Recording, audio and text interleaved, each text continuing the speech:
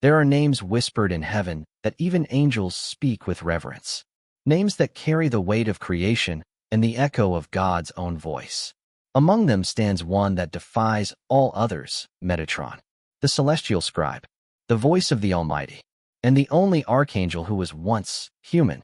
Long before Metatron's name was ever spoken, there lived a man called Enoch. He was the great-grandfather of Noah, a descendant of Seth, born into an age when the world had begun to forget its maker.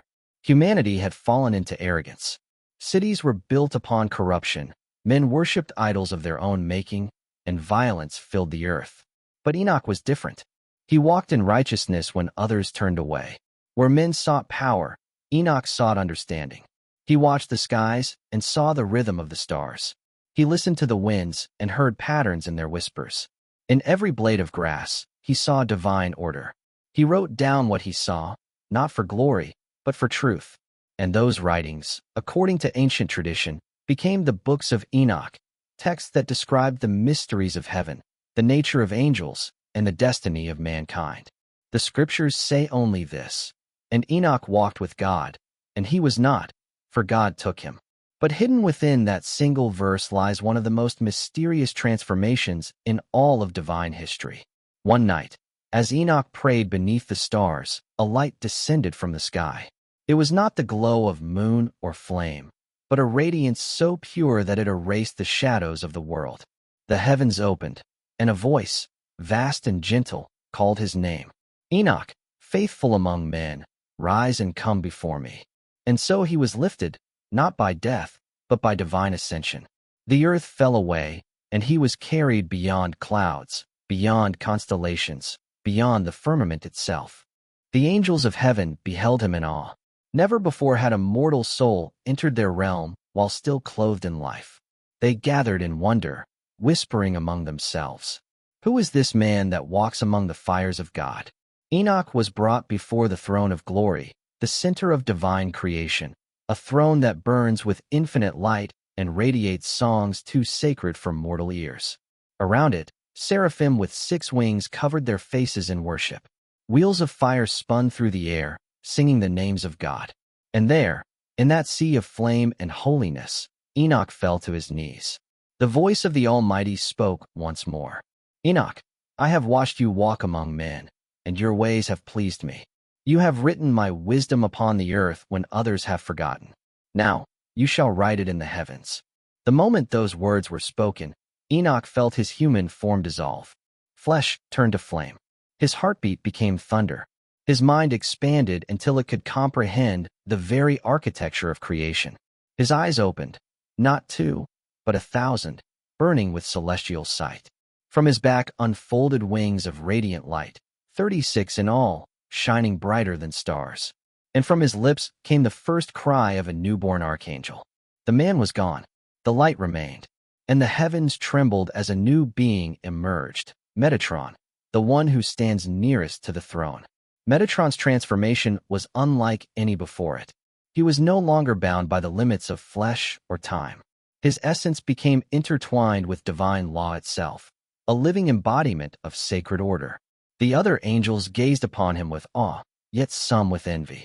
For in all the history of creation, never had God elevated a mortal so high.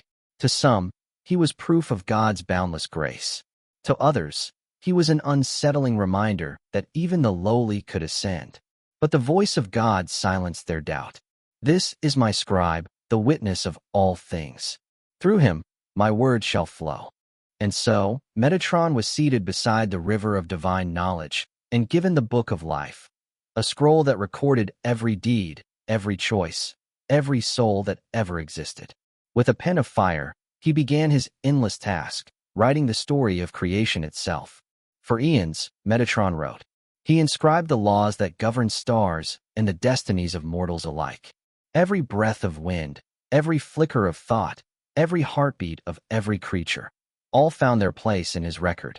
He became known as the heavenly scribe, the chancellor of heaven, and even the lesser YHWH, for his voice carried divine authority.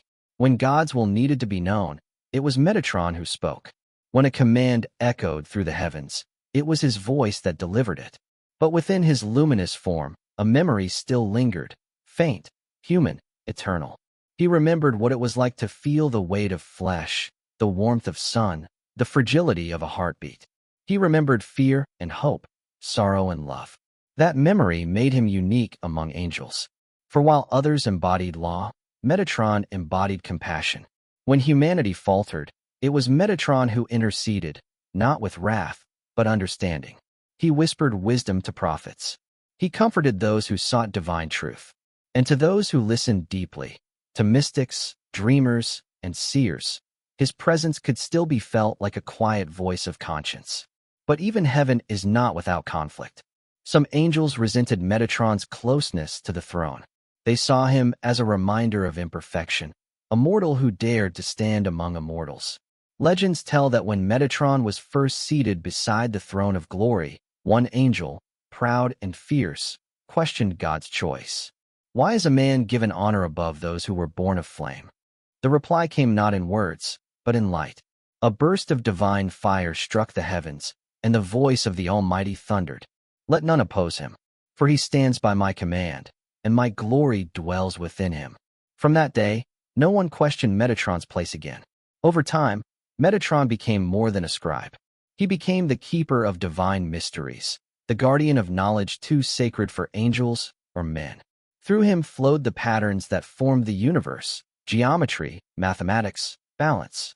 Mystics and scholars later called this the flower of life, a sacred symbol from which emerged Metatron's cube, a geometric map said to contain the structure of all creation. To understand it was to glimpse the mind of God. To misuse it was to fall into ruin. In ancient Kabbalistic tradition, Metatron stood at the top of the tree of life, the crown connecting mortal understanding to divine consciousness. Through him, prophets received revelation. Through him, prayers ascended. He was the bridge between the finite and the infinite. Yet despite his exaltation, Metatron never forgot what it meant to be human. He remembered walking beneath the same stars he now rode upon. He remembered a world of breath and dust, where people struggled to understand the divine. That memory gave him empathy, a trait rare in the celestial order. And so, when humanity sinned, Metatron did not turn away. He whispered to them instead. He became the inner voice of conscience, the call toward higher truth. In moments of despair, he was the quiet reminder that even the smallest act of faith could echo across eternity. Some ancient mystics believe that those who meditate deeply, those who reach beyond thought, can hear him still, not as thunder or command, but as a gentle whisper within the soul. Metatron's story has endured through countless traditions: Jewish mysticism, Christian angelology, and esoteric teachings across centuries. In every version, one truth remains. He is the link between man and God, flesh and flame, knowledge and mystery. Where other angels guard, Metatron records. Where others punish, he remembers. He is the living testament to what humanity can become, proof that even in mortal imperfection lies a spark capable of divine transformation. For in Metatron's ascension, the heavens witnessed something profound, that the divine does not belong only to those born of light. It also belongs to those who seek it in darkness, to those who rise through faith, wisdom, and love. It is said that at the end of time, when all creation returns to its source, Metatron will read aloud every word he has written, the full history of existence, before the throne of God. And when the final syllable is spoken, the book will close, and creation will rest in divine perfection. Until that day, Metatron continues his work, writing, watching, guiding. His light spans galaxies. His voice travels through eternity.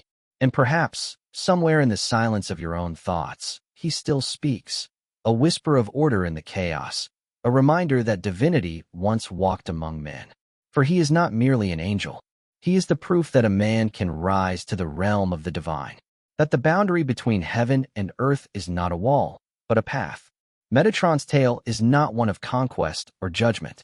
It is a story of transformation, of what humanity is meant to be when it remembers its divine origin. He began as Enoch, the righteous scribe who sought to understand God. He became Metatron, the voice through which God is understood. And through his eternal work, he reminds us all that the divine spark within humanity, is the same light that burns beyond the stars.